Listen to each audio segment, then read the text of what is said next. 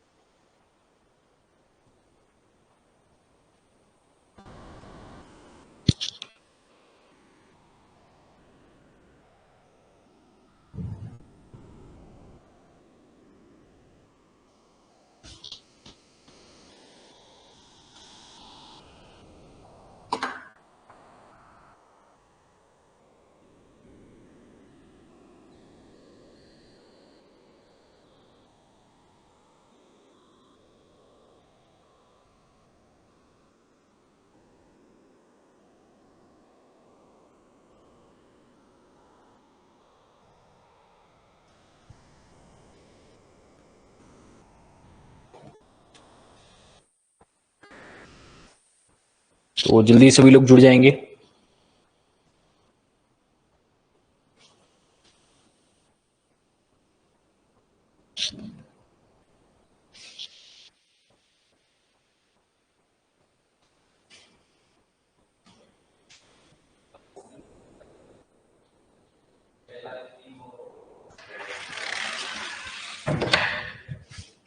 थोड़ा internet issue के कारण आपकी क्लास थोड़ी सी लेट शुरू हुई है, तो ज़्यादा और वक्त ना बर्बाद करते हुए शुरू करेंगे आज की क्लास को। कौन से सवाल? मुझे लगता है ये सवाल हमने कर लिया था 8वां, और 9वां सवाल ये शायद कर लिया था, ये किया था या नहीं किया था? जल्दी से हम जब भेजेंगे, अगर किया था, नहीं किया था तो फिर बताएंगे जल्दी से कि कहाँ से शुरू करना है। मुझे लग रहा है कि कर लिया था शायद, और अगला 10वें से शुरू करना। शायद 9 सवाल कर लिए थे हमने कल, और आगे हमें बढ़ना था 10वें सवाल की ओर। नहीं किया था, तो 9वें सवाल से शुरू करते हैं आज की कहानी।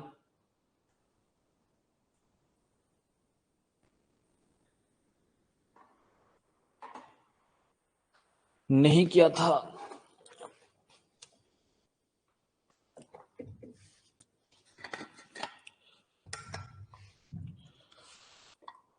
ट्राई करेंगे। आपके सामने सवाल है,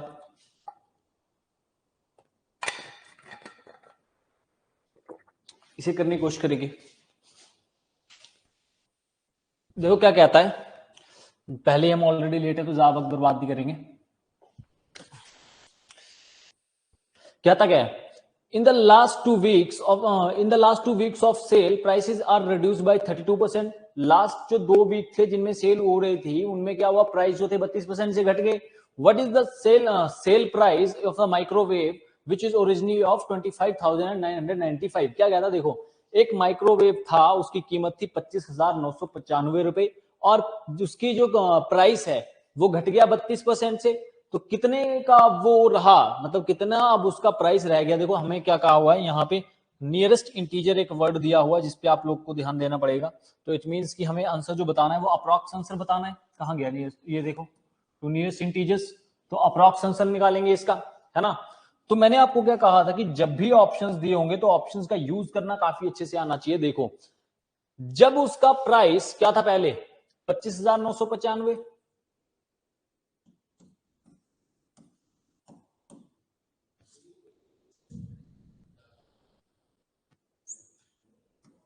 25,995।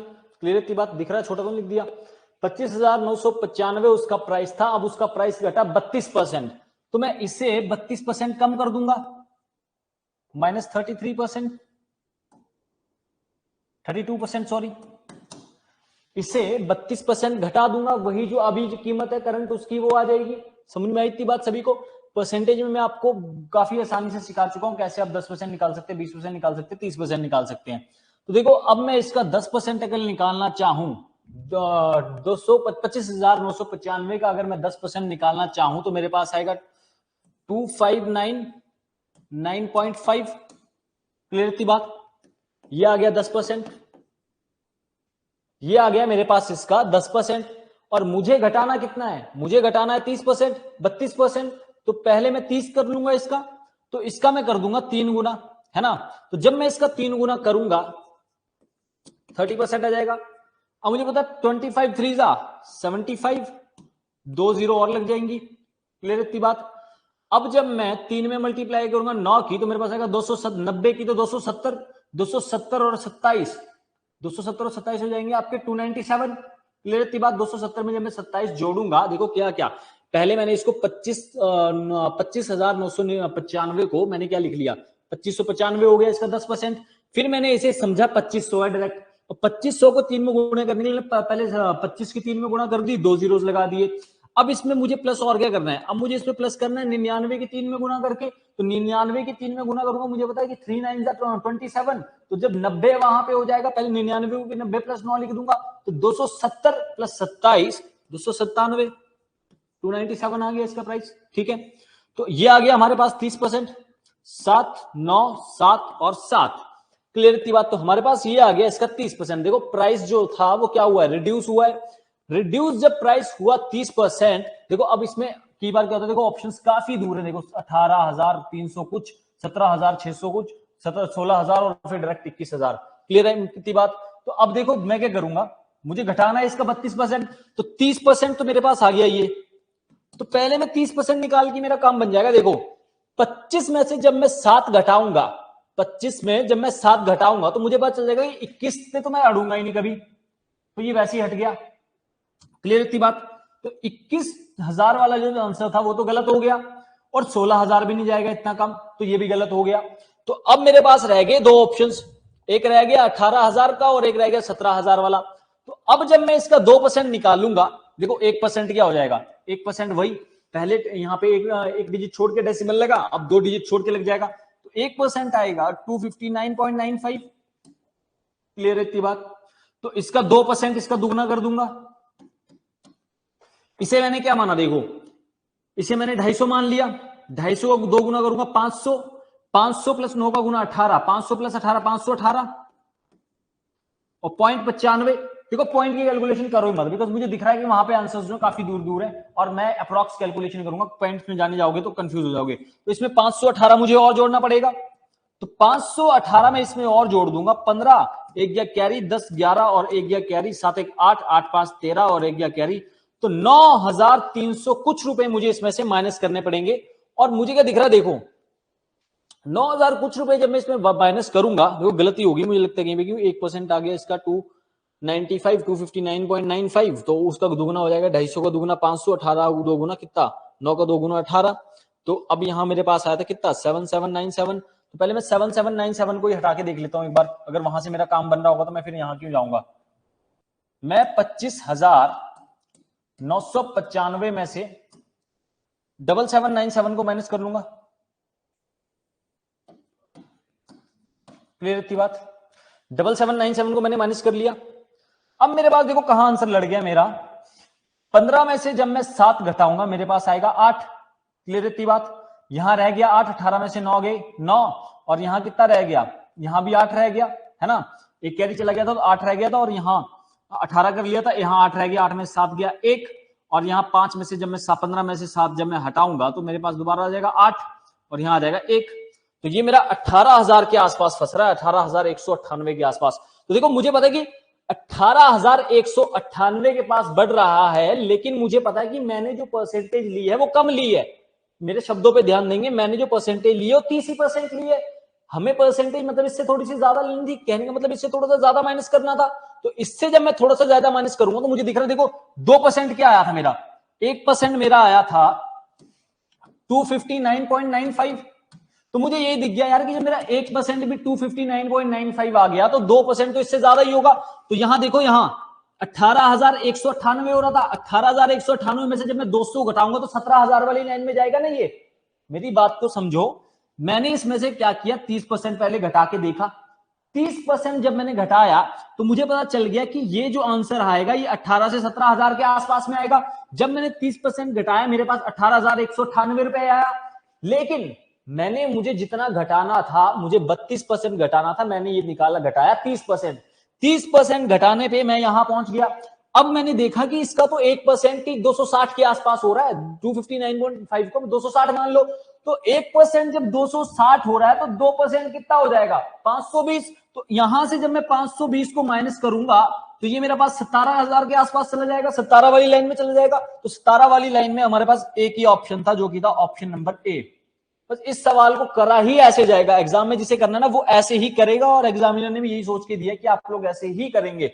तब इसे देने का मकसद, देखो इसमें बताने में टाइम लगा, जब आप करोगे, खुद करोगे, जब आप ये चीज सीख जाओगे, जब आप खुद करोगे, आप लोग 2 सेकंड में कर दोगे। आप लोग देख लोगे, देखो आप लोग सीधा डायरेक्टली क्या करोगे, आप लोग देख लोगे इसका 30% क्या हो रहा है। 30% हो रहा है 2599। तो फिर आप देखोगे कि इसका 30% इतना हो रहा है, इसका मैं 3 गुना कर दूंगा। 10% 2599 हो रहा था, तो 30% के लिए उसका मैंने दुगना कर दिया। तो मेरे पास ये आ गया 7797। और 7797 को जब मैंने इसमें से माइनस किया तो मेरे पास आया 18,198। और जब मैंने इसमें से माइनस करूंगा, मैं 1% को भी करूंगा या 2% को भी करूंगा, तो मुझे सीधी दिखती बात है कि ये जाएगा 17 में। इतनी बात क्लियर। देखिए, इससे मैं आपसे अप्रोक्सीमेशन की सेंस डेवलप करना चाह रहा हूं। इस सवाल को लाने के पीछे मेरा यही मकसद था कि मैं आपकी, देखो यहां और यहां कहां क्या यार, ऑप्शन में भी उसने एग्जैक्ट आंसर नहीं आएगा। इसकी आप कैलकुलेटर पे इस सवाल की बेशक एग्जैक्ट कैलकुलेशन कर लो, एग्जैक्ट आंसर नहीं दिया हुआ इसने। इसे पता है एग्जैक्ट जब मैं आंसर दे दूंगा तो स्टूडेंट्स काफी तेज है, डिजिटल सम या यूनिट डिजिट लगा करके बिना कैलकुलेशन करे उसे निकाल जाएंगे। तो वो यहां आपकी अप्रोक्सीमेशन स्किल्स को चेक करना चाह रहा है। तो अप्रोक्सीमेशन स्किल्स क्या है, देखो यहां इसने देखो पहले दे दिया था टू द नियरेस्ट इंटीजर। मतलब नियरेस्ट इंटीजर का मतलब है कि अप्रॉक्स बताना है आपको, एग्जैक्ट आंसर इसमें ऑप्शंस में भी नहीं दिया हुआ। तो इतनी बात सभी को क्लियर है। देखो इसमें कैलकुलेट कैसे करना था वो सिखाने के लिए मैं इस सवाल को लेकर के आया था। अगर इतनी बातें आपको क्लियर है तो थम्स अप का साइन भेजेंगे, अदरवाइज मैं रिपीट करूं क्योंकि इसमें डाउट आने के चांसेस हैं थोड़े से। इसमें डाउट आना लाजमी है। वैसे था कुछ भी नहीं डाउट आने में, बस कैलकुलेशन में आपको बस स्मार्टली अप्रोच करना है चीजों को। आपको सोचना मैं 30% घटा के देख लेता हूं कि 30% घटाने से अगर मेरा काम बन रहा तो मैं 32 पे जाऊंगा क्यों। मुझे लग गया पता कि 30% घटाऊंगा, 18,198 बचा है। अब और घटाना तो 198 से तो माइनस ही हो जाएगा ना, जब 1% ही मेरे पास 259 पॉइंट समथिंग आ रहा है। तो तभी मैं यहाँ पे देखा कि ये तो 17 वाली लाइन में चला जाएगा, तभी मैं 17,000 वाली लाइन में गया। क्लियर है बात सभी को? थम्स अप साइन भी शेयर करेंगे, अदरवाइज मैं आगे चल पड़ूंगा। कोई डाउट है जल्दी कमेंट कर लेंगे, अदरवाइज मैं आगे बढ़ूंगा अगले सवाल की तरफ। कल भी काफी कम सवाल हुए थे, 8 ही सवाल हुए थे क्लास में, कॉन्सेप्ट समझाया था लेकिन कल। तो आज थोड़ा मैं जल्दी एक्सपेक्ट करता हूँ, क्लास भी थोड़ी हमने लेट शुरू की। तो जल्दी से कमेंट करेंगे अगर कोई डाउट है इसमें। तो कोई डाउट नहीं है तो आगे बढ़ते हैं फिर। अगला सवाल आपकी स्क्रीन पे है, ये काफी आसान सवाल है, निहायत ही आसान सवाल, और प्रीवियस ईयर का ही सवाल उठा करके लाया हूं। A person buys 80 kg of rice and sell it as a profit of as much money he paid for 30 kg. His profit percentage, देखो क्या कहता है। कहने का मतलब है कि एक इंसान ने 80 किलो चावल खरीदे और उसे इतने प्रॉफिट पे बेचा, या उसे इतना प्रॉफिट हुआ जितने पैसे उसने 30 किलो चावल लेने के लिए पे किए थे। क्लियर है इतनी बात? तो देखो ऐसे सवालों में क्या होता है ना, देखो एक बार बता रहा हूं, हर अगली बार नहीं बताऊंगा कि A1 कंसीडर करना और वक्त की बर्बादी कर रहे हो। यहां हम मान लेते हैं, अपने आप मान लेते हैं कि 1 केजी का जो प्राइस है वो है 1 रुपीज। 1 रुपीज। क्लियर इतनी बात? ये मान लेते हैं अपनी मर्जी से। तो 80 केजी का प्राइस 80 रुपीज होगा।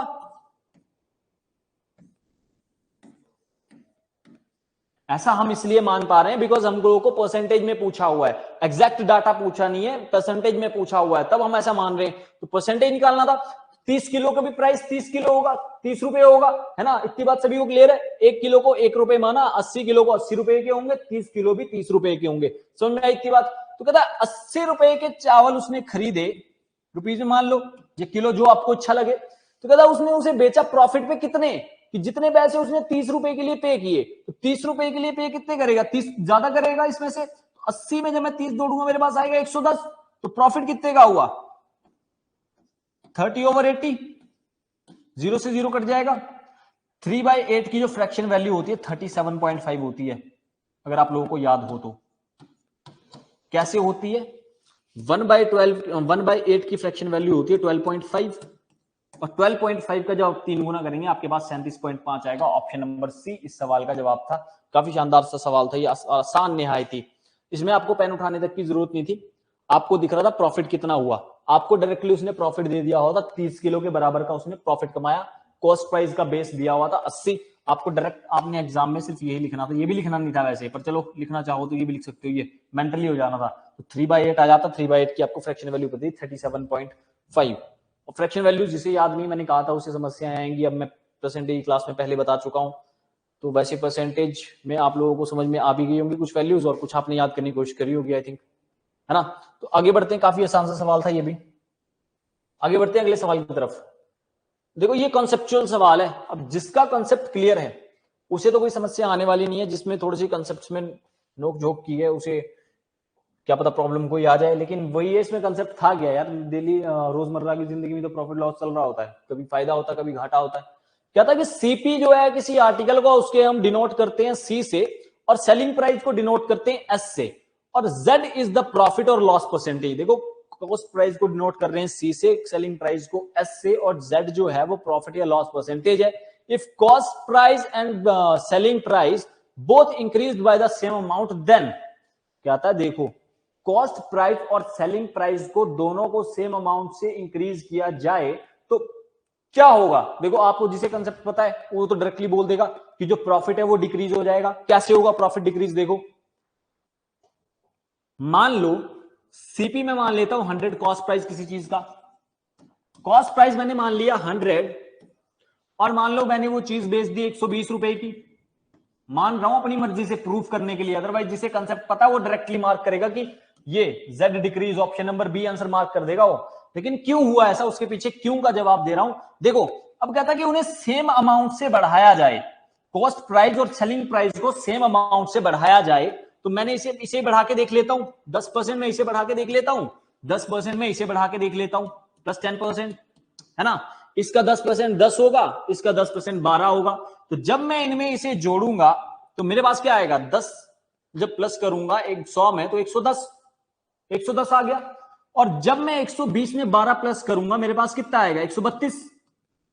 120 में जब मैंने 12 जोड़े मेरे पास 132 आ गया। तो पहले जो प्रॉफिट उसे कितने का हो रहा था, पहले जो प्रॉफिट उसे 20 का हो रहा था, जो प्रॉफिट उसे 20% का हो रहा था, वो प्रॉफिट अब कितने का होगा। पहले देखो 100 पे डायरेक्ट चेंज आता, परसेंटेज में 10 बार बोल चुका हूं, 100 पे पहले प्रॉफिट हो रहा था 20 का, इट मींस 20% का प्रॉफिट हो रहा था। तो अब देखो उसने जो कहा कि प्रॉफिट उसे सेम परसेंटेज से मैंने बढ़ा लिया, 10% से बढ़ा लिया और 10% से बढ़ा लिया। इस केस में हमेशा जो प्रॉफिट होता है वो डिक्रीज होता है, लेकिन कैसे होता है वो समझाने की कोशिश कर रहा हूं। तो अब देखो अब क्या हो जाएगा, कितना ज्यादा है, 12 का प्रॉफिट हुआ कितने पे, 110 पे। 110 पे जब मुझे 12 का प्रॉफिट हुआ तो मुझे यहां दिख रहा है पहले जब 20 का प्रॉफिट हुआ था तो इसका 110 का 10% आ जाएगा 11, एक नंबर छोड़ के डेसिमल लगा दूंगा। 110 का जब 10% ही 11 है तो 12 क्या होगा, 12 इसका अप्रोक्स 11% के आसपास आ जाएगा। तो फिर भी यहां 10 या 11% का प्रॉफिट हुआ और ऊपर हो रहा था 20% का प्रॉफिट। तो ऊपर वाला जो प्रॉफिट था वो ज्यादा था और नीचे जो प्रॉफिट हुआ वो कम हुआ। क्लियर है इतनी बात सभी को, जो ऊपर प्रॉफिट हो रहा था वो ज्यादा था, वहां 20% हो रहा था, यहां मैंने डायरेक्ट यहां देखते ही बता दिया कि यहां 110 ओवर 12 आया। तो 110 का जो 10% होता है वही जब 11 होता है तो 12 तो उसका 11% हो जाएगा।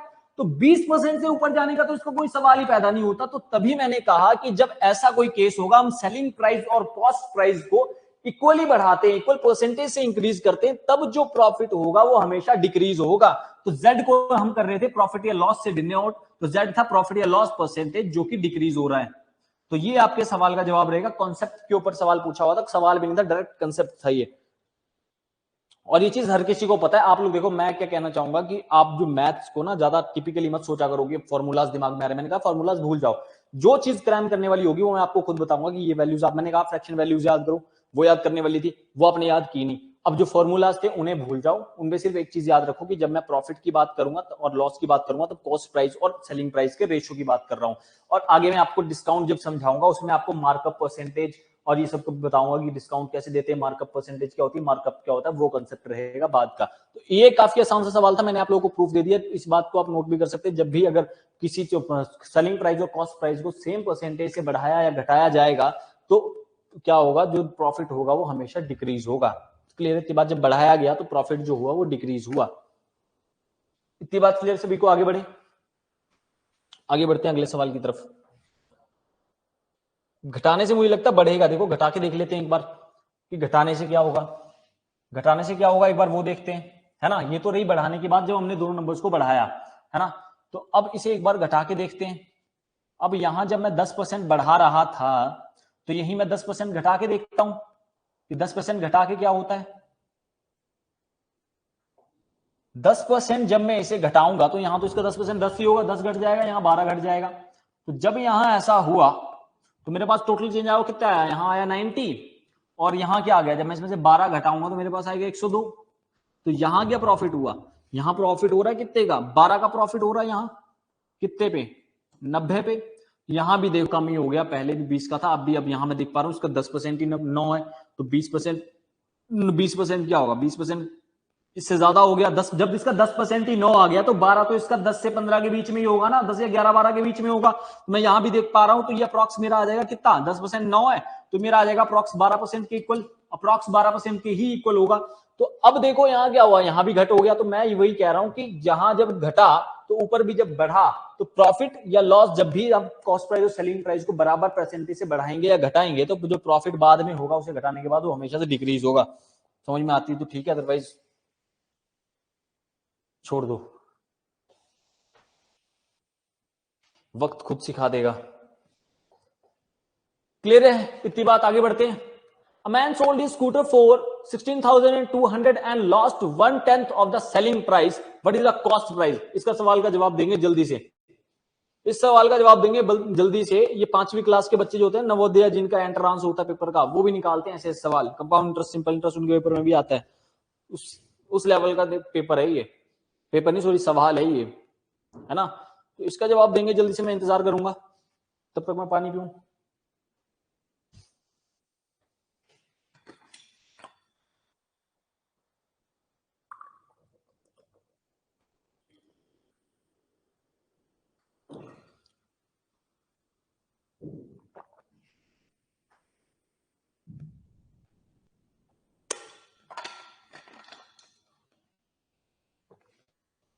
इस सवाल का जवाब देंगे जल्दी से। हुआ क्या, 16,200 रुपए का बेचा तो वो उसने घाटे में बेचा है, तो इसका आप मुझे बता दो कॉस्ट प्राइस एक्चुअल में कीमत उसकी थी क्या। जल्दी कुछ भी निकाल के दो, लेकिन दो तो सही है। सबसे आसान सवाल है, ये नहीं हो पाएगा तो फिर मैं समझूंगा मेरा पढ़ाना व्यर्थ था। तो फिर भी चलो इसमें गलती हो सकती है, मुझे आपका स्तर पता चल जाएगा ना कि मुझे किस लेवल पे गिर के बताना पड़ेगा। तो आप जल्दी से इसे निकालने की कोशिश करेंगे, जल्दी से इसका जवाब देंगे जल्दी से। मैं देख रहा हूं कमेंट बॉक्स पे,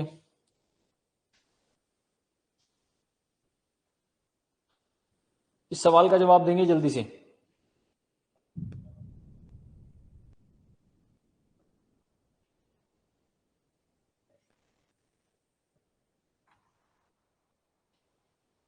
इतनी देर थोड़ी ना है यार।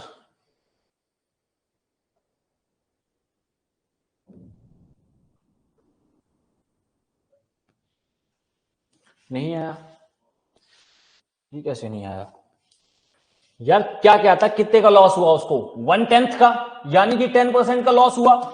1/10 का लॉस बोल रहा है तो मतलब कि 10% का लॉस हुआ। अगर 6 का भी 10% निकाल लोगे, 16,200 का भी 1/10 निकालोगे तो 0 से 0 कट जाएगा, क्या आएगा, 1620 रुपए। तो 1620 रुपए का उसको हुआ है लॉस, 1620 रुपए का उसको हुआ है लॉस। उसने बेची कितने की, 16,200 रुपए की। और उसे लॉस कितने का हुआ, इसका 10% जो किया है 1620 रुपए। तो 1620 रुपए का लॉस हुआ, यानी कि आपने उस चीज को 1620 रुपए से 16,200 रुपए से ज्यादा खरीदा था। देखो आपने कोई चीज खरीदी और आपको उस पर लॉस हुआ, तो उसका कॉस्ट प्राइस तो सेलिंग प्राइस से बड़ा होगा ना। आसान भाषा में कहूं तो आपने कोई चीज खरीदी है, उसे आपने बेचा, उस पर आपको हो गया लॉस। तो उस पे आपको जब लॉस हुआ तो वो चीज आपने जितनी खरीदी थी उससे कम में बेची ना, उससे कम में बेची। तो मतलब ये जो आया वो रिड्यूस प्राइस आया, जो रिड्यूस कम हुआ, घाटा हुआ था वो वाला प्राइस था। तो इसमें मैं जोड़ूंगा कितना, 16,200 का 10%, मतलब कि कितना, 1620 रुपए। तो जब मैं इसमें 1620 जोड़ूंगा तो मुझे देखो सॉल्व करने की जरूरत नहीं है, 0 और 2 एंड में आएगा। किसमें देखो दो ऑप्शन ऐसे ही कट गए, ए और बी, दो ऑप्शन बच गए। अब यहां मैं देख पा रहा हूं जब इसमें 6 प्लस करूंगा 8 आ जाएगा, तो 8 भी जिसमें आ रहा है देखो ये एकमात्र ऑप्शन था, ऑप्शन नंबर डी। सारा करते हुए ऐसे टाइम नहीं लगता, 7 17 820 आ जाता। लेकिन जब आपका इतना सा सवाल आ गया, इतने सवाल का जवाब आ गया, तो आप लोग उसे निकाल सकते हैं। स्वाति का आंसर आ गया था ऑप्शन नंबर डी। नाइस, निकाल तो दिया, लेकिन मैं 10 बार ही कहता हूं निकालना जरूरी नहीं है, समय पे निकालना जरूरी है। अदरवाइज निकालना आता भी होगा, टाइम रिड्यूस नहीं कर सकते होगे, तो 10 सवाल लेकर के जाओ, 10 सवाल करने के चक्कर में 11वां लेकर के जाओगे। क्लियर इतनी बात? आगे बढ़ते हैं। देखो हुआ क्या था, जब किसी चीज में आपको घाटा होता है ना, मैं आपको क्या कह रहा हूं, सब कुछ भूल जाओ, सीपी एसपी भूल जाओ, अपना दिमाग लगाओ, खुद से पूछो आपने कोई चीज खरीदी थी, आपको उस पर घाटा हुआ, तो मतलब जितनी खरीदी थी उससे कम पे बेची हुई है ना, तभी घाटा हुआ, तो मतलब ये रिड्यूस प्राइस है, इसमें हमें प्लस करना पड़ना था। यहां मुझे लगता है आप फंसे होंगे कि प्लस करना था या माइनस करना था। क्लियर है इतनी बात? आसान से सवाल चल रहे हैं अभी तक, काफी आसान सवाल चल रहे हैं, इससे नीचे कुछ भी नहीं होता। इससे नहीं, कल की क्लास में काफी बेसिक सवाल बताए, जो कि नवोदय के एंट्रांस के पेपर होते हैं ना बच्चों के, उसमें आते हैं 6th क्लास के एंट्रांस में, वो भी तो वो सवाल उससे नीचे स्तर के सवाल कराए आप लोगों को, वहां से स्टार्ट किया। अब धीरे धीरे धीरे मैंने कहा था, जैसे क्वेश्चंस का नंबर बढ़ता जाएगा वैसे वैसे सवालों का लेवल बढ़ता जाएगा, जस्ट बिकॉज कि आपकी सोचने की शक्ति थोड़ी सी बढ़े। और मेरा हमेशा से अप्रोच रही है कि आप लोग टाइम कैसे रिड्यूस करें और कैसे क्वेश्चन को जल्दी निकालें, बिकॉज टाइम वेस्ट नहीं करना पेपर में जरा भी, और जल्दी निकालना है। कैसे ऑप्शंस का यूज करना है, कैसे 10 बार कह चुका हूं, क्वेश्चन पढ़ते ही डायरेक्टली सॉल्यूशन पे मत टूट पड़ा करो, क्वेश्चन पढ़ो, ऑप्शंस देखो, ऑप्शन को स्कैन करने का तरीका बताया, यूनिट डेट देख लो कि किस किस की सेम है किस किस की अलग है।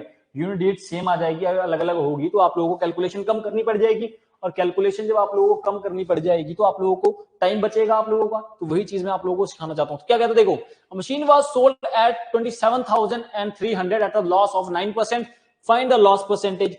देख क्या कहता है, 9% की वैल्यू पूछी, 27,300 रुपए की एक मशीन बिकी थी और उसपे उसको 9% का लॉस हो गया, तो उसका क्या पूछा, लॉस परसेंटेज पूछिए। देखो सिंपल, इसमें बिल्कुल बेसिक से करेंगे। देखो क्या कहता है, 9% की फ्रैक्शन वैल्यू नहीं लोगे तो डायरेक्टली इसे डायरेक्ट करोगे 100 से कंपेयर करके। वो 100% थी, किसी चीज पे आपको 9% का जब लॉस हुआ तो वो चीज आपने बेची 91% पे। स्वाति का आंसर आ चुका है ऑप्शन नंबर ए। देखते हैं क्या हुआ। देखो चीज बिकी थी 91% पे। देखो मेरा सीधा सा मकसद रहता है, मैं सब बेकार सवालों पे वक्त बर्बाद नहीं करता, तो इसे थोड़ा सा स्पीड में करूंगा।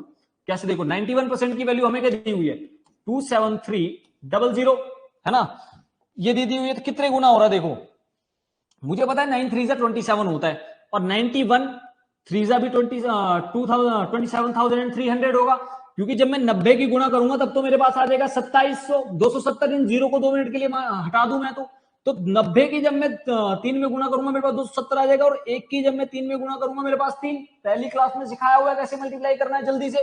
तो इसमें मुझे पता चल गया कि ये 3 गुना हो रहा है, 2 जीरो एंड में और लगे थे, 300 गुना। क्लियर है? और मुझसे यहाँ 100% की वैल्यू नहीं पूछी कि आप लोग कहीं उसके 100% की वैल्यू निकाल दे, तो 100% की वैल्यू 2 जीरो और 300 के बाद चिपका दिया। इसमें आपको पूछा हुआ है लॉस कितना हुआ रुपीज में, तो लॉस हुआ है 9% का, तो हमसे पूछी हुई है 9% की वैल्यू, तो 9% की वैल्यू भी इसका 3 गुना हो जाएगी, विच इज इक्वल टू 300 गुना हो जाएगी, विच इज इक्वल टू 2700। आपके सवाल का आंसर आ जाएगा ऑप्शन नंबर ए, इस सवाल का जवाब रहेगा। काफी आसान सा सवाल था।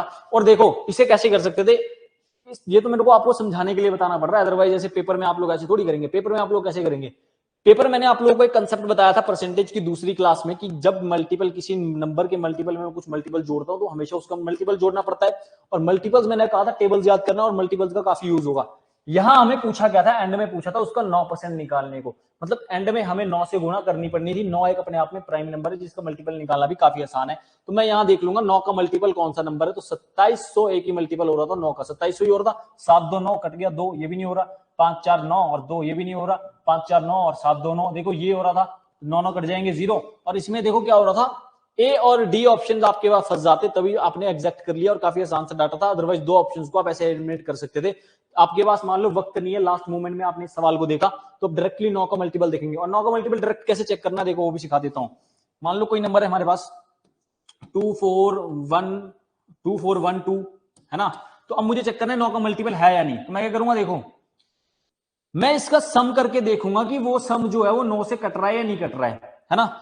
4 2 6 6 1 7 7 2 9, तो 9 से ये कट गया, इसका सम टोटल नंबर का सम बना 9, तो 9 9 से कटता है मुझे पता है, तो ये नंबर भी 9 से कटेगा। क्लियर इतनी बात? 4 4 2 6 6 3 9, तो 9 बन गया। मतलब जिसका भी सम या तो 9 या 0, जिसका सम 0 मतलब 0 भी आ जाएगा ना, माइनस करके प्लस करके, मान लो 0 बचा आपके पास। जैसे एग्जांपल के तौर पे यहां मैं मान लेता हूं, जो दूसरा तरीका सिखाऊंगा उसमें 0 बताऊंगा। देखो कोई नंबर है 2 4 5 7 1, तो ये नंबर नहीं कटेगा। कैसे? देखो अब आप इसका अगर प्लस करने बैठोगे कई बार उसमें भी टाइम लग जाएगा। आप बोलोगे 5 4 9, 9 2 11, 11 7 18, 18 1 19, तो ऐसे भी थोड़ा सा टाइम लग रहा है। तो आप लोग क्या करोगे, आप लोग देखोगे कहां 9 बन रहा है, 4 और 5 9 बन रहा है, तो इसे मैंने वैसे ही हटा दिया। 9 9 निकालना है हमें, काट काट के नंबर्स में से 9 निकालना है, तो 4 और 5 बन गया 9, तो मैंने 9 को वैसे ही हटा दिया। 7 और 2 भी होता है 9, तो इस नंबर को भी रिमूव कर लिया। मेरे पास बचा 1, तो अब मैं देखूंगा 1 जो है वो 9 से कट रहा है कि नहीं कट रहा है। 1 तो कटता ही नहीं है, तो 1 ये नंबर भी 9 से नहीं कटेगा। क्लियर इतनी बात? एग्जांपल के तौर पे कुछ और नंबर्स लेता हूं, और इस चीज को डिजिटल सम कहते हैं। ये मैं आपको कंसेप्ट बता रहा हूं डिजिटल सम का। रुको एक को इसको मैं कहीं लिख लेता हूं, आप कंसेप्ट ही नोट करो। इतनी बात क्लियर सभी को? डिजिटल सम का कंसेप्ट है, यूनिवर्सल कंसेप्ट है, बड़ी से बड़ी कैलकुलेशन को तोड़ के रख देगा। मैं आपको दिखाऊंगा आगे कैलकुलेशन में। तो अब देखो क्या करते हैं, मैं आपको पहले दिखा देता हूं, तो उसे लिख लेते हैं एक बार। डिजिटल सम आप लोग हेडिंग डाल देंगे, डिजिटल सम। ओ यार कहां चले गया?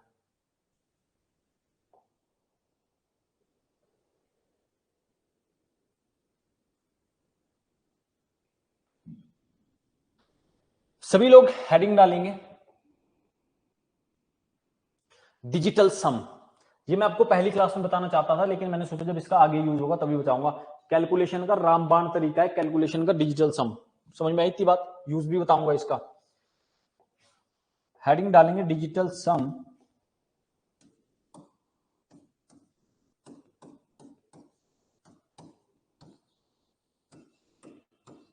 कई टीचर्स बताते नहीं है, ये सिर्फ अच्छे एग्जाम्स के जो एस्पिरेंट्स होते हैं उनका यूज आता है, लेकिन जब आप अच्छे एग्जाम का कंसेप्ट सीख लोगे तो आप आसान सवालों को तो वैसे ही उड़ा दोगे। डिजिटल सम सिंपली मींस कि 9 से जब हम किसी नंबर को मल्टीप्लाई करते हैं उसके बाद उसका जो रिमाइंडर बचता है वो, बस इतनी बात समझ लो। एग्जांपल के तौर पे मैं 73 को 9 से डिवाइड करता हूं, तो मुझे पता है 9 से जब ये कटेगा तो 72 होगा, और बचेगा कितना? रिमाइंडर बच जाएगा मेरे पास 1, और कितने से कटा? 8 जा कटा। तो जो मेरे पास रिमाइंडर बचा, उस रिमाइंडर को मैंने देखना बस कि कितना रिमाइंडर बचा। क्लियर इतनी बात?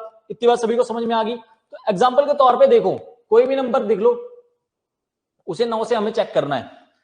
4 8 9 2 5 4, जो भी है कुछ भी अपनी मर्जी से ले लिया। अब मैं इसे 9 से चेक करूंगा, तो मैंने आपको एक तरीका तो ये बता दिया। आप 4 में 8 जोड़ लो, फिर 8 में उसमें 12 में 9 जोड़ लो, फिर 12 में 9 जोड़ लिया आप लोगों ने, आपके पास 21 है, 21 में 2 जोड़ लो, 21 में 2 जोड़ोगे तो कितना आएगा? 23, 23 में 5 जोड़ लो 28, 28 में 4 जोड़ लो 32। इसमें आपके कैलकुलेशन होने, एरर होने के चांसेस ज्यादा है, और एग्जाम में बंदा नर्वस होगा तो वो चीज कर सकता है। तो ये चीज मैं आपको प्रेफर नहीं करूंगा। आप लोगों को मैंने क्या कहा कि नंबर में से जहां आपको 9 बनता हुआ दिख रहा है, मेरे शब्दों पे ध्यान देंगे, नंबर्स में जहां आपको 9 बनता हुआ दिख रहा है उसे वहां से खींच लेंगे। कैसे? यहां आपको डायरेक्ट 9 दिख रहा है तो ये तो वैसे ही हट गया, 9 वैसे ही हट गया। अब मैं देखूंगा किसी दो नंबर्स का सम तो नहीं 9 बन रहा, मुझे दिख रहा है 5 और 4 भी 9 बनता है, तो ये भी हट गया। क्लियर है इतनी बात? अब मैं देख रहा हूं ये तो बनता नहीं, यहां कोई भी नंबर है उसका सम करके मेरे पास 9 नहीं बन रहा, तो अब मैं देखूंगा 8 2 10, 10 4 14 आया, और 14 का जब मैं 9 से डिवाइड करूंगा मेरे पास रिमाइंडर कितना बचेगा? 5, तो 5 बचा। और 5 जो नंबर है 9 से कटता नहीं है कभी, 5 जो नंबर है वो 9 से कभी नहीं कटता, तो 5 जब 9 से नहीं कटता तो ये नंबर भी 9 से नहीं कटेगा। क्लियर है इतनी बात? और 3 के लिए आपको पता है कि 3 के लिए आप लोग इनका सभी नंबर्स का सम करते हैं और देखते 3 से कट रहा है, वो तो कटता है, नहीं तो नहीं कटेगा। क्लियर इतनी बात? एग्जांपल के तौर पे कुछ और एग्जांपल लेते हैं। डिजिटल सम काफी इंपॉर्टेंट कंसेप्ट है, कुछ भी ले लो। 8 5 9 4 1 6 8 2 4, और ये सवाल आ जाता है कि बार किस बताओ नंबर उससे डिवाइड हो रहा है 9 से या नहीं हो रहा है। अब 11 का भी बताऊंगा, है ना? तो 9 का लिख लो पहले ये। और डिजिटल सम इस चीज को याद रखना, जब मैं ऑप्शन क्वेश्चंस में यूज करूंगा ना, और कैलकुलेशन को इतना कम कर देगा ये, इतनी बड़ी कैलकुलेशन होगी आप रद्दी भर कर दोगे उस कैलकुलेशन को। वो है डिजिटल सम का कमाल। देखो क्या होता है, जब आपका यूनिट डिजिट फेल हो जाएगा तब आप डिजिटल सम की तरफ जाएंगे, लेकिन एडवांस मैथ्स में इसका ज्यादा यूज है, पर फिर भी मैं आपको यूज करके दिखाऊंगा। अब इसमें मैंने क्या कहा, इसमें आप ऐसे करोगे तो आपकी कैलकुलेशन होने के एरर होने के चांसेस ज्यादा है। अब इसे जब प्लस करोगे, प्लस करते बैठोगे तो कैलकुलेशन एरर होने के चांसेस ज्यादा है ना। तो अब इसे मैं कैसे चेक करूंगा, मैं देख लूंगा जहां 9 बन रहा है, 9 तो ऑलरेडी 9 बन रहा है, 5 और 4 भी 9 बन रहा था, मैंने इसे हटा दिया। अब 8 और 1 भी 9 बनता है, मैंने देख लिया। 6 2 8, 8 2 कुछ नहीं बनता, 9 नहीं बनता, और 8 में 4 बोलूंगा तब भी 9 नहीं बनता। अब मैं देख रहा हूं कहीं 9 नहीं बनता। 6 4 10 और 18। अब देखो जब मैंने इनका सम किया, जो बचे हुए नंबर थे 2 4 और 8 और 6 का, तो मेरे पास क्या आया? 6 4 10, 2 भी बच गया था ना। 6 4 10 और 10 मैं 2 8 करूंगा 18। अब मान लो यहां 18 आ जाता, 18 आएगा नहीं, वैसे आएगा 20, और 20 कटता नहीं है, तो 20 भी 9 का मल्टीपल नहीं होगा। मान लो यहां 2 नहीं होता, मान लो यहां इस नंबर में ये 2 नहीं होता और डायरेक्टली 4 होता, तब मेरे पास जो सम आता वो आता, देखो क्या आता, 6 4 10 और 18 आ जाता। और मैं देखता हूं कि 18 जो है वो 9 से कटता है, 2 बार कटता है, तो 18 9 से जब कटता है तो ये पूरा का पूरा नंबर जो है वो 2 से कटेगा, 9 से कटेगा। कहने का मतलब है जब आप इनका सम करोगे, एंड में जो नंबर आएगा इनका सम, अगर वो 9 का मल्टीपल आता है तब पूरा नंबर 9 से कटेगा, अगर नहीं आता है तो नहीं कटेगा। जल्दी से हम कैसे चेक करना है कि 9 से सम बच रहा है, तो 9 9 को पहले ही उड़ा दूंगा, बिकॉज 9 9 तो कट ही जाएगा ना यार जब एंड में डिवाइड करोगे तो इसे मैं काट लूंगा, और जब मेरे पास बचेगा तो 8 6 और 4 मैंने इसका कम कर दिया, मेरा टाइम भी कम यूज हुआ इसमें। क्लियर इतनी बात? ये तो रही 9 का मल्टीपल चेक करने की बात। अब आते हैं 11 का मल्टीपल चेक करने की। 11 का मल्टीपल चलने चेक करने के 2-3 तरीके होते हैं, लेकिन आपको बेस्ट बताऊंगा। एक ही तरीका होता है, एक ही 3-3 के पेयर बनाओ फिर उसमें से माइनस करो, तो उसमें भी टाइम काफी ज्यादा लग जाता है। आपको बेस्ट तरीका बताऊंगा। देखो प्रॉफिट एंड लॉस से कहां पहुंचा दिया आप लोगों ने यार। देखो क्या है, 11 का मल्टीपल कैसे चेक करना, 2 4 1 8 6 मान लो कोई नंबर है ना। 11 का मल्टीपल कैसे मैं इसमें चेक करूंगा, जो ऑड प्लेसेस पे नंबर हैं, एक नंबर छोड़ छोड़ के उनको सम करूंगा और डिफरेंस ले लूंगा। कैसे? देखो 2 1 3 3 6 9, इस कलर से लिख लिया। अब लिखता हूं किसी और कलर से, 4 8 4 12, तो ये आ गया 12 रेड वाला। अब मैं देखूंगा कि 8 और 12 का जो डिफरेंस मेरे पास आया, कितना आया? 3 का, और 3 11 से कटता नहीं है, तो वो नंबर भी 11 से नहीं कटेगा। अगर कब कटेगा? जब या वो नंबर उसका जब सम करने पे या तो 11 आए या तो 0 आए। जब 11 या 0 आएंगे तब वो नंबर 11 से कटेगा। जब यहां 3 की जगह 11 या 0 आता तब वो नंबर कटेगा 11 से, अदरवाइज नंबर नहीं कटने वाला। समझ में आई इतनी बात? क्या करना, ऑड प्लेसेस के जो सम एक नंबर छोड़ छोड़ के, 2 में 4 छोड़ दिया, 1 छोड़ दिया, 1 को पकड़ लिया, 2 1 3 3 6 9 9 हो गया। फिर उसके बाद दूसरे प्लेसेस के लिए मेंटली कर सकते थे 12, अब 12 और 3 का मैंने डिफरेंस देख लिया, 11 का मल्टीपल नहीं आता। 0 आता तब भी कटता, 11 आता तब भी आता, लेकिन कुछ नहीं आया ना उसका मल्टीपल आया, तो ये नंबर नहीं कटेगा। बात कर खत्म करते हैं और जल्दी से अपने टॉपिक पे आते हैं जो हमने शुरू किया हुआ था, प्रॉफिट एंड लॉस। क्लियर थी बात? कौन से सवाल पे थे? सवाल नंबर ये हो गया, अभी करवाया शायद। हाँ, अब इस सवाल पे आते हैं। ये सवाल क्या कहता है, देखो कहता है कि after a price increase of 23% A television set cost 56,703 रुपए, what was the its original price. देखो क्या आता है कि जब उसका प्राइस कितना हुआ, इंक्रीज हुआ 23% से, तब जो हुआ उसका टेलीविजन सेट का प्राइस हो गया 56,703। क्या कहता है, देखो सबसे आसान सवाल है, 23% इंक्रीज हो तब 56,703 हो गया, मतलब 123% की वैल्यू दी है। कुछ नहीं करना, इक्वेट करना है और उसके बाद आंसर निकाल देना। जल्दी से आपका वेट करूंगा इस सवाल को निकालने के लिए। 59 हो चुके हैं, पर हमारी क्लास लेट शुरू हुई तो उसमें 38 ही मिनट हुए। जल्दी इस सवाल का आंसर निकालेंगे सभी लोग। इस सवाल का आंसर मैं आप लोगों से चाहूंगा, जो लोग जुड़े हुए हैं प्लीज।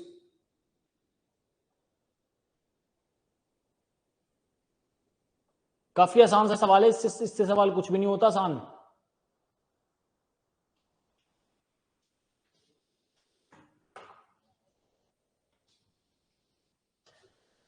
देखो क्या होगा, इतनी देर में जवाब आ चुका था, आ जाना चाहिए था। मान लो वो था 100, और 100 से जब 23% उसका प्राइस बढ़ा तो हो गया अपने आप का 123%। कोई चीज जब 23% उसका प्राइस बढ़ेगा, तो मैंने कहा था हाँ, हर एक चीज अपने आप में 100% होती है, हर बात का कोई ना कोई मतलब था, उन्हें याद रखो। तो 100% से जब 23% बढ़ेगा तो 123, और 123 की मुझे वैल्यू क्या दे दी हुई है, मुझे वैल्यू दी है 56703, 56,703। क्लियर इतनी बात? अब यहां देखो, जो है अच्छा स्टूडेंट जिसका दिमाग थोड़ा बहुत काम करता है वो रद्दी नहीं है और कंपटीशन ओरिएंटेड। वाह, आंसर आ गया किसी का, स्वाति का आंसर आ गया डी, अभी निकाला उन्होंने। 59 पे आया आंसर, हाँ डी आ चुका है आंसर। चेक करते हैं कि सही है या गलत है। अगर सही हुआ फिर तो आपने कमाल कर दिया। देखो क्या हुआ, कैलकुलेशन इसमें काफी है, देख पा रहे हो आप। 123 से इसे काटने जाओगे काफी टाइम लग जाएगा, वैसे कट जाएगा। इसको 12.3 मान लो और 12 के 52 के पास का मल्टीपल देख लो क्या होगा। 4 जा 48, 480, 480 और 12 आ जाएगा 492। वैसे कर लो। या तो मैं देख पा रहा हूं ऑप्शंस में जो आंसर्स हैं वो पॉइंट्स में नहीं है।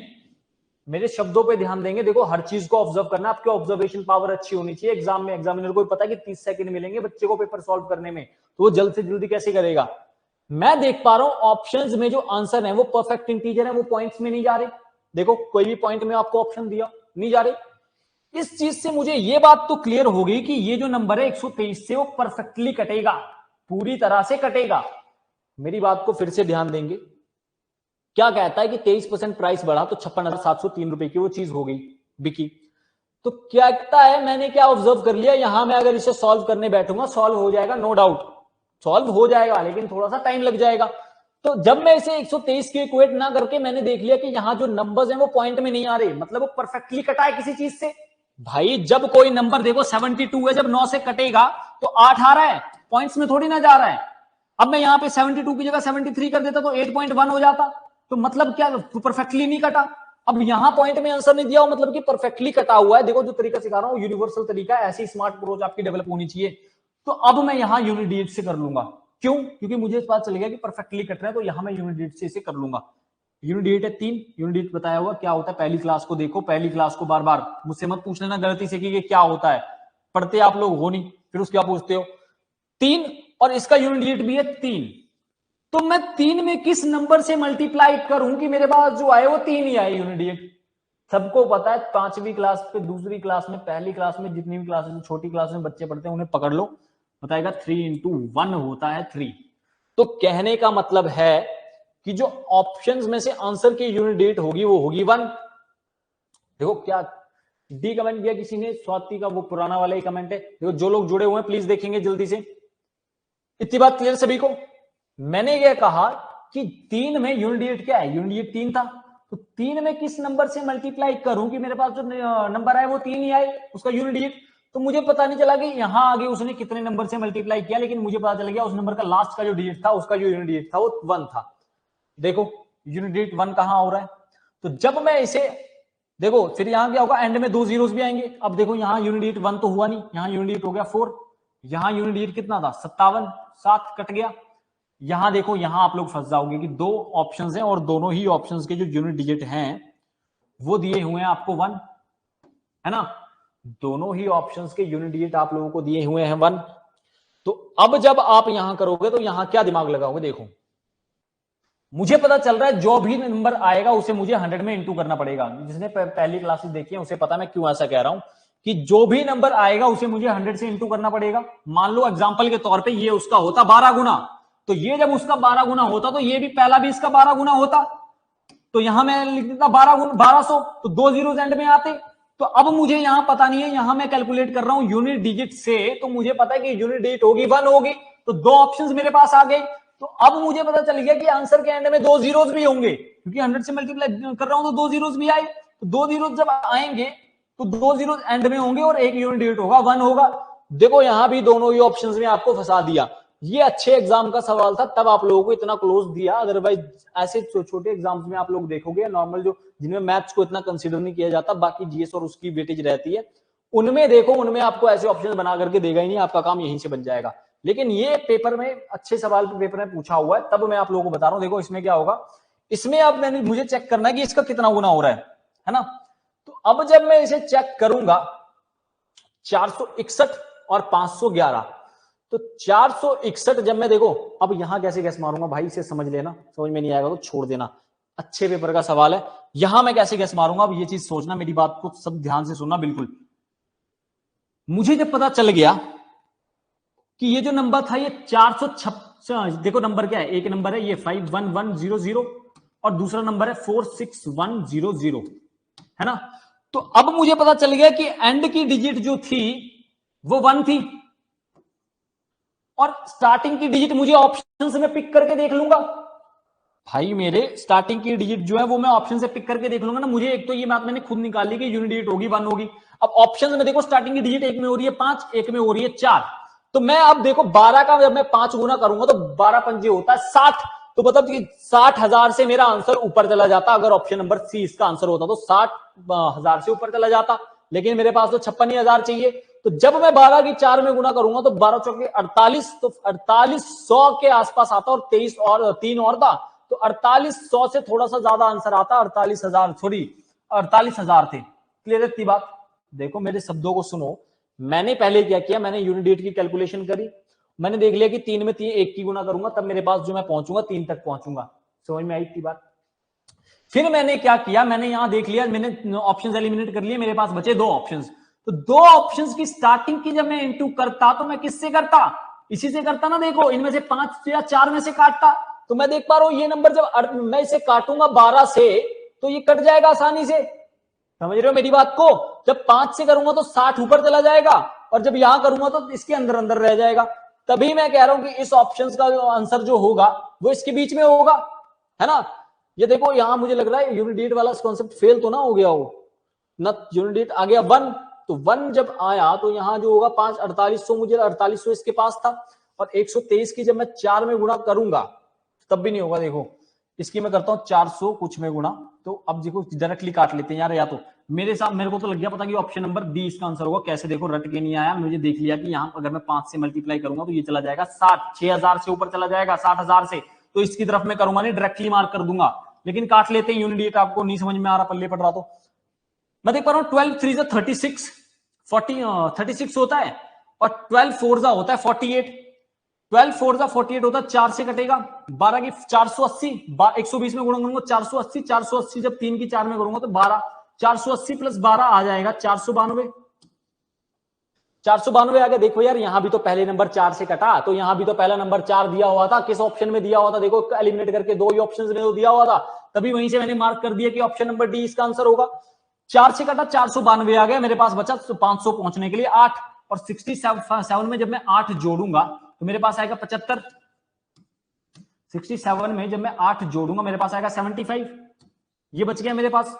अब जब मैं इसे यहां से काटने की कोशिश करूंगा तो मैं देख पा रहा हूं कितना 12 6 72 होता है। तो एक मैंने गैस 6 से मल्टीप्लाई कर लिया, 720 प्लस 18, 720 प्लस 18 जब मैंने किया, देखो 12 6 होता है तो इस 3 की भी 6 में गुणा करूंगा। 123 को मैंने लिखा 120 प्लस 3, इसकी 3 में गुणा की। इसकी जब 12 की 3 में करी, सॉरी 3 में जब गुणा 6 में गुणा करूंगा, जब मैं 6 में गुणा करूंगा तो मेरे पास आएगा 12 6 72, तो 720, 720 प्लस 18, 720 में जब मैं 18 जोड़ूंगा मेरे पास 738 आएगा। 738 आया और 738 और बचा कितना 50 पे पहुंचने पे? कितना? 12। तो 12 जब मेरे पास बचा तो ये तो कट गया 138 से और मेरे पास बचा था 12। तो अब मेरे पास बच गया 123 और 123 से जाएगा एक बार। तो 461 इस सवाल का जवाब हो जाएगा। 461 टाइम्स जा रहा है। अब 100 की मल्टीप्लाई करते रहो 461 में, ऐसे भी कर सकते थे, लगाओ टाइम इसमें, 461 गुना आंसर हो जाएगा। क्लियर इतनी बात? वो एक स्मार्ट अप्रोच थी जिससे आप सवाल को जल्दी से सॉल्व कर सकते थे। देखो मैंने क्या किया था, मैंने किया देखा था अप्रोक्स कैसे गेस मारता था। मुझे पता चल गया था आंसर का यूनिट डिजिट जो होगा वो 1 होगा। जो मल्टीपल करूंगा 2 जीरोस आएंगी और यूनिट डिजिट जो होगा वो 1 होगा। कैसे होगा आपको बता चुका। आगे के नंबर्स मुझे पता नहीं थे। जब ऑप्शंस कम हो गए तो मैं रैंडम गेस नहीं मार सकता था कि पहली बार 4 से कटा और तो दूसरी बार 5 से कटता। अब जब मैं इससे 5 से काटता पहली बार तो देखो 123 की जब मैं 5 में गुणा करता तो 60,000 चले जाता यार। 12 5 60, 60,000 से ऊपर चला जाता। तभी मैंने 4 में की तो 48 रहा, है ना, 48 रहा और इसके अंदर अंदर रहा 56,000 के। 12 4 48, तभी 56 के अंदर अंदर रहा वो नंबर। तब मैंने गेस मारा कि पहला नंबर होगा वो 4 होगा, तो 4 से शुरू होगा, तो 4 से शुरू होगा और उसकी स्टार्टिंग की और एंडिंग की चीज पता चलेगी, बीच की मुझे निकालने की जरूरत नहीं। तब मैंने ऑप्शन नंबर डी मार्क कर दिया। क्लियर थी बात? इसमें कोई डाउट किसी को? मुझे लगता समझ में नहीं आया आप लोगों को। नहीं आया तो छोड़ दो, ऐसे करते रहो कैलकुलेट। पहली 10 क्लासेस में परसेंटेज हो गया, रेशियो हो गया, कितनी बार बता चुका कैसे चेक करना है, कैसे यूनिट डिजिट चेक करना है, कैसे स्मार्टली अप्रोच करना है, कैसे गेस मारना है। जिसने पहली क्लासेस नहीं देखी ध्यान से उसका कोई फायदा नहीं है। पहली क्लासेस बिल्कुल यहां से शुरू किया था मैंने। अब जब यहां पहुंच रहा हूं तो आपका जो लेवल है सोचने का वो खत्म होता जा रहा है। तो यहां से मैं तो जाऊंगा यहां तक, आप लोगों को चलना है तो चलो, अदरवाइज हाथ छोड़ के यहीं से निकल जाओ। वक्त बर्बाद मत करो 1 घंटा। इतना आसान सवाल था। देखो यूनिट मैंने पता कर ली, यूनिट होगा 3 की 1 में मल्टीप्लाई करूंगा 3, तो जो मल्टीपल होगा उसको यूनिट होगा 3, तो यहां मैं जब 100 से उसको मल्टीप्लाई करूंगा तो 0, और जब यहां देखूंगा तो अप्रॉक्स मेरे पास 2 ऑप्शंस बचे, तो मैंने एक गेस मार लिया कि 4 में गुणा करूंगा तो इसके अंदर अंदर रह रहा है, 5 में कर दूंगा तो 60,000 इसके ऊपर चला जाएगा। क्लियर इतनी बात? वक्त 8:10 हो गए, 39 मिनट हमारे पास हो चुके हैं भाई। इसको ना आप लोग पुराने जो सवाल मैंने बताए थे ना, गुणा इतने गुणा करके, वैसे करके एक बार सोचना, आप लोगों को खुद में समझ में आएगा। नहीं आ रहा समझ में तो छोड़ दो, तुम्हारे बस की नहीं है। इतना आसान थोड़ी है नौकरी लेना, इतना आसान होता तो हर कोई लगा होता नौकरी पे। क्या कहता है देखो, सबसे आसान सवाल, Amit earned the gain of 15% of the selling price of his bike for 80,500. What is the price of the Amit would brought the bike? देखो क्या कहता है, 15% का प्रॉफिट कमाया कब, जब उसने अपनी बाइक को बेचा, कितने पे, 15% के प्रॉफिट पे, और कहता है कि अब उसने उस बाइक को कितने का परचेज किया हुआ था पहले। इसका जवाब भी दे देंगे, काफी आसान सवाल है, इससे आसान कुछ नहीं होता। करवा देते हैं यार, आप लोग नहीं करने वाले, आप लोग बुद्धि में पता नहीं क्या घुस गया हुआ है। 15% की फ्रैक्शन वैल्यू क्या होती है? 15% की फ्रैक्शन वैल्यू 10 बार लिख चुका हूं। 1/5% होता है 1/20, ये उसका 3 गुना हो तो 1/20 का भी 3 गुना हो जाएगा, 3/20। तो कहने का मतलब है कि 20 की अगर चीज थी तो 3 की बढ़ोतरी हुई, और चीज भी थी 30 की। पहली क्लासेस में काफी हाथ पकड़ के जिसको बताते हैं ना, वैसे बताया हुआ है। अब नहीं समझ में आ रहा तो हाथ जोड़ता हूं मैं, मैंने तब भी कहा था कि तब आप समझ लो, बाद में नहीं बताऊंगा इतना टाइम देके। एक एस्पिरेंट की लाइफ में जिसने 30 सेकंड में सवाल निकालना, उसे मैं ये बताता फिरूंगा यार 10 बार, वो भी कि परसेंटेज फ्रैक्शन वैल्यू कैसे याद करनी है। 5वीं क्लास का बच्चा लेकर के आऊंगा, डेसिमल टू फ्रैक्शन चैप्टर आता है वहां पे, वो निकाल देगा इसे। समझ में आई इतनी बात? मतलब 20 की चीज थी, बिकी 23 में, बिकी कितने में एक्चुअल में? बिकी 80500 में। क्लियर इतनी बात? अब देख लेंगे कितने गुना। ये अगर सीपी था तो 15% का प्रॉफिट हुआ, तो ये सेलिंग प्राइस हुआ। समझ में आई इतनी बात?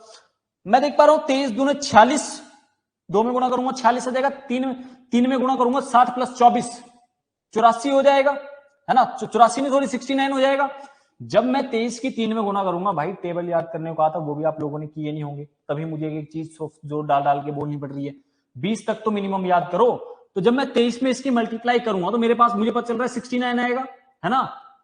जब मैं इसकी देखो 20 की पहले 3 में गुणा करूंगा 60, 3 की 3 में गुणा करूंगा क्या आएगा 9, तो मेरे पास आया 69, तो मतलब पहले तो कटेगा 3 बार। 69 जब यहां आया तो मेरे पास कितना बचा, एक प्लस करूंगा 70, तो मेरे पास बचा 11, 115 हो गया, फिर ये 1500 हो गया। तो 1500 मुझे धीरे धीरे दिख रहा है कि 23 की जब मैं 5 में गुणा करूंगा 115 होता है, तो ये 5 और 2 जीरो और लग जाएंगे, तो ये गुर रहा था 35 गुना। समझ में आई इतनी बात? कुछ नहीं किया, डिवाइड किया सिंपली, अदरवाइज आपको समझ में नहीं आता। इसको 23 को नीचे ले जाओ, फिर डिवाइड करते फिरो, यही आएगा। जल्दी डिवाइड करना सिखाया हुआ मैंने। तो ये हो रहा है 3500 गुना। तो जब मैं इसका भी 3500 गुना करूंगा, मुझे पता 3 जीरोस आंसर के एंड में आएंगे, है ना? तो जिसमें 3 जीरोस नहीं है उसे वैसे ही उड़ा दूंगा, लेकिन सभी ऑप्शंस में दिए हुए हैं। अब मैं देख रहा हूं 35 दूनी 70, तो 70,000 आपके सवाल का जवाब हो जाएगा, जो कि था ऑप्शन नंबर बी। आपके सवाल का जवाब है ऑप्शन नंबर बी। इसमें कोई डाउट किसी को होना नहीं चाहिए। बताया हुआ है कि प्रॉफिट कैसे होता है, प्रॉफिट होता है कॉस्ट प्राइस और सेलिंग प्राइस का रेशो। कॉस्ट प्राइस 20 था तो क्या होगा, 3 की बढ़ोतरी हुई, 20 की चीज 23 में बिकी, उसे इक्वेट कर दिया, पहले 3 से काटा 69 और बचा कितना 11, और 5 आगे का ले लिया 115, तो मैंने देखा 23 पंजे 115 और 5 2 जीरो लगे थे, 2 जीरो लगा लिए, 3500 गुना इसको भी कर दिया, 70 आ गया। अगली बार कोई ऐसे अच्छे सवाल नहीं लेकर के आऊंगा यार, आप लोगों को समझ में नहीं आते, मुझे लगता है मैं खुद ही बताई चला हूं, सामने से कोई रिस्पॉन्स ही नहीं है ना? तो मैं सोचता हूं एक सवाल और निपटा लेते हैं। ये अच्छा सवाल है, परसेंटेज में बहुत अच्छे से बताया हुआ है, जब फ्रैक्शन वैल्यू टिपिकल आ जाए तो कैसे उसको ब्रेक करना है। इसे एक बार कोशिश करेंगे निकालने की, निकलता तो वैसे मुझे उम्मीद नहीं है बिल्कुल भी कि निकाल देगा कोई, फिर भी अगर कोई निकाल सकता है किसी में दम इतना, वो निकाल के दिखाए। मुझे नहीं है उम्मीद, मैं ऑनेस्टली भी कह रहा हूं, मुझे कोई उम्मीद नहीं है कि आप लोगों में से कोई निकाल देगा।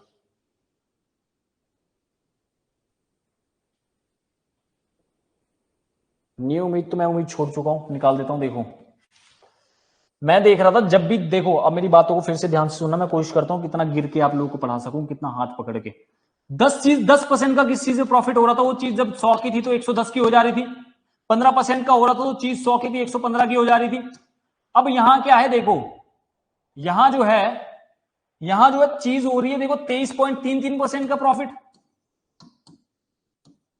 तो अगर चीज 100 थी तो उस पर 23.33 का प्रॉफिट हुआ 123.33 हो जाएगी। लेकिन यहां देख रहे हो कि अगर इसे कैलकुलेट करके इक्वेट करने बैठ जाओगे बुढ़े हो जाओगे, आंसर नहीं आएगा, पेपर निकल जाएगा, अगले आने वाले 10 पेपर और निकल जाएंगे। ऐसे मत करने लग जाना इसको। मैं देख पा रहा हूं इसे भी फ्रैक्शन में ब्रेक कर सकता हूं। कैसे? 23.33% क्या है? 23.33% है 20 प्लस 3.33%। 20% की वैल्यू आ गई 1/5 प्लस, देखो मेरी बात सुनना अब ध्यान से, 1/3 की फ्रैक्शन होती है, वैल्यू होती है 33.3। तो अब यहां क्या किया, यहां इसने एक डेसिमल शिफ्ट कर दिया। पहले 33.3 था, इसमें यहां पे एक नंबर और छोड़ के डेसिमल फिक्स किया हुआ है, मतलब नीचे 10 से गुणा हुई है, तो यहां भी 10 से गुणा हुई, 100 से गुणा हुई होगी, तब एक नंबर डेसिमल इस तरफ शिफ्ट हो गया। क्लियर इतनी बात? तो जब मैं देख पा रहा हूं कि इसकी वैल्यू जब 1/3 की वैल्यू 33.33 थी, तो यहां जब एक नंबर से इस तरफ शिफ्ट हुआ तो मतलब नीचे नंबर में डिवाइड हुआ। तो कहने का मतलब था यहां मैंने इसको 10 से मल्टीप्लाई कर दिया और 33.3 को भी मैंने 10 से डिवाइड जब मैं करूंगा तो यहां एक डेसिमल शिफ्ट हो जाएगा और 1/30 होगी इसकी फ्रैक्शन वैल्यू। किसकी? 3.33 की। बेटा 5वीं क्लास के बच्चे निकालते हैं ये मत पूछने लग जाना कैसे आया। फिर भी बता रहा हूं, देखो ये कोई नहीं बताएगा। कोचिंग चल रही है, 0 से हीरो बनाना है, माइनस से हीरो थोड़ी बनाना है। देखो 1/3 की फ्रैक्शन होती है 33/33, लेकिन हमें 3.33 पूछा हुआ था एक डेसिमल शिफ्ट करके, मतलब कि नीचे 10 से और गुणा होगी तब एक डेसिमल शिफ्ट करते हो ना, इतनी बात तो पता है भाई। तो जब डेसिमल शिफ्ट करते हो तब 10 से डिवाइड होता है नीचे, तो यहां मतलब 10 से गुणा हुई होगी, तो 1/30 की वैल्यू होती है 3.33। अगर नहीं समझ में आया तो उसे याद रख लो। जैसे मैंने कहा था कि 1/25 4% की वैल्यू कैसे निकालनी है, 2% की वैल्यू कैसे निकालनी है, वैसे ही उस टाइप के कंसेप्ट है ये। देखो हुआ क्या, 33.33 की मैंने आपको वैल्यू बता दी, क्या आएगी 1/30। जब मैं कैल्शियम लूंगा 30 आ जाएगा। कितने जा हो जाएगा, यहां 6 जा कटेगा, 7/30 आ गया। कहने का मतलब था 30 की चीज थी तो 7 का उसको हो गया लॉस। 30 की चीज पे 7 का घाटा हो गया। मेरे शब्दों को सुनेंगे, 30 की चीज पे 7 का हो गया उसे घाटा। इतनी बात क्लियर सभी को? तो सवाल का सोल्यूशन क्या हुआ, 30 की चीज में उसको 60 का जब घाटा होगा तो चीज पहले 30 की थी, 7 का घाटा हुआ, 30 बिकी 23 रुपए की। और 23 की वैल्यू मुझे क्या दी हुई है, 23 की वैल्यू मुझे दी है 70150 रुपीज के इक्वल। घाटा हुआ ना, घाटा देखो प्लस नहीं माइनस कर लो, यहां घाटा हुआ है। तो घाटा जब हुआ मेरे पास तो मतलब कि उसकी मैंने फ्रैक्शन वैल्यू निकाल ली। 23 पे मेरे को 30 पे मेरे को 7 की कमी होगी।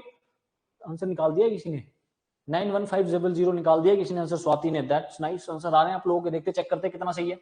जब उन्होंने 9150 किया तो मैं डायरेक्टली उनका बोल के 9 से चेक करता हूं उसका मल्टीपल। मुझे पता है 23 की जब मैं 180 प्लस 27, 180 और 27, देखो पहले 70 को 2 से जोड़ूंगा तो फिर से 1 टाइम्स जाएगा, है ना।